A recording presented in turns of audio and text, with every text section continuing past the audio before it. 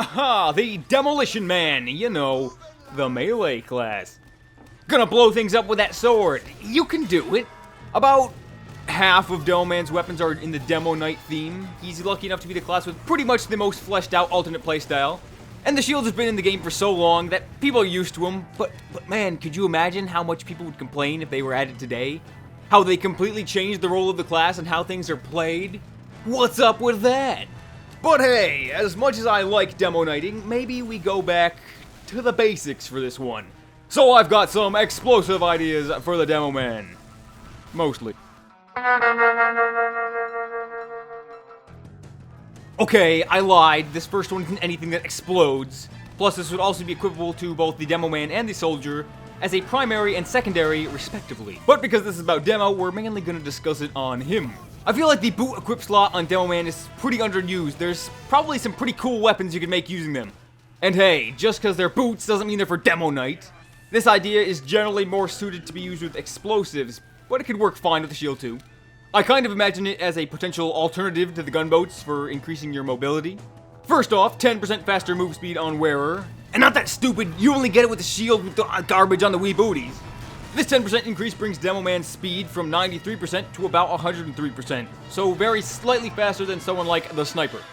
I also wanted these boots to give a small amount of stealth damage reduction for blast jumping, but for it to be small enough to where nowhere near rivals the gunboats in that respect. So minus 15% damage reduction from blast jumping. That'd take off between 7 and about 17 damage depending on where the sticky bombs are positioned. And finally, the main feature, it gives you the ability to double jump. Yeah!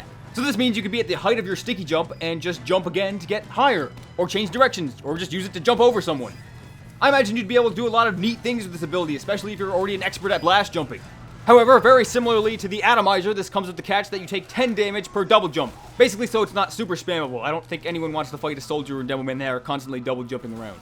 So this weapon was meant to give different mobility options for both of those classes. Hopefully it would not be potentially too powerful in a competitive scenario, increasing Demoman's already great mobility.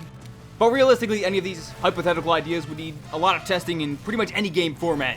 So, you know.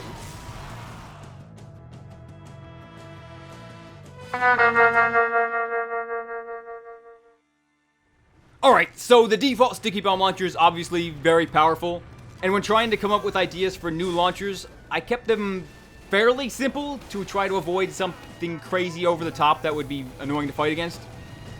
I like to think it worked out sort of well. Of course, I'm just one person sitting here in my little echo chamber until these videos actually come out, so feel free to tell me what you think. Without being charged, the default sticky bombs don't travel particularly fast, but on this one the bombs will travel very slightly faster than normal rockets, and that speed only goes up when being charged. And the longer you hold down your primary fire, the more stickies you'll shoot. Kinda. Hold on, let me explain. You charge to fire up to 8 bombs in rapid succession. However, this does come at the penalty of a 75% slower charge rate, meaning it takes 7 seconds to fully charge. At 0 charge, you fire 1 bomb. At 1 second charge, you fire 2 bombs, and so on. Kinda like the Beggar's Bazooka, the bombs won't fire at the same time, but one after another very rapidly. So if you charge for the full 7 seconds, you'll be able to lay 8 bombs in about 1.05 seconds. However, the bombs will not arm until they touch a surface, meaning they could not be detonated mid-air. So it loses some of the spammability factor in that way, but also gains some with the faster projectiles. But if it takes so long to charge, why not just shoot the bombs individually, right? Again, it's a little bit like the Beggar's Bazooka in that it's more about timing and positioning if you don't want to just waste your projectiles spamming at nothing.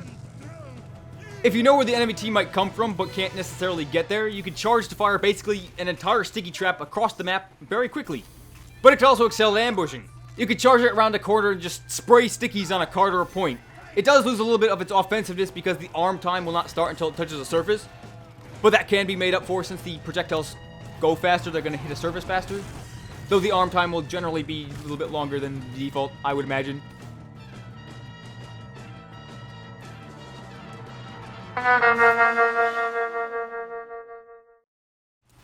This next Sticky Bomb launcher would effectively play the same as stock if all you're going to do is just spam stickies.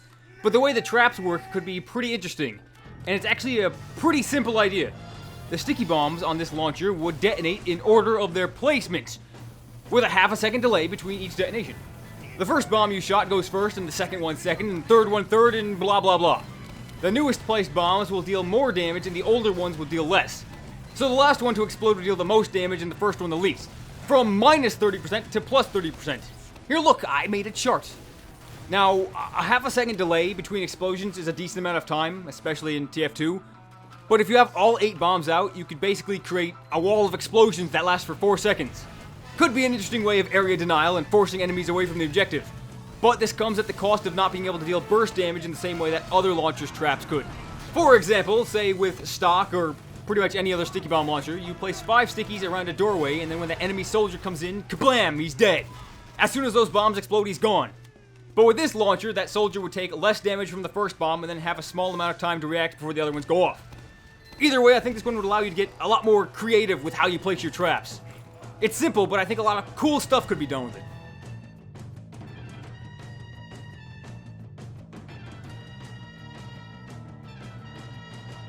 What makes these good weapon ideas? Well, if they were bad ideas. I'll probably find out once this video comes out and there's comments telling me that. But if you want to let me know which things you think should be changed or if they're good or not, you could write a comment, tell me how it is. And next time is going to be the pyro. For this video was Heavy and Engineer. You can watch those videos if you want. And I actually had more than 3 weapons for Demoman, but I left one out. It was Grenade Launcher that I couldn't really get the stats right correctly.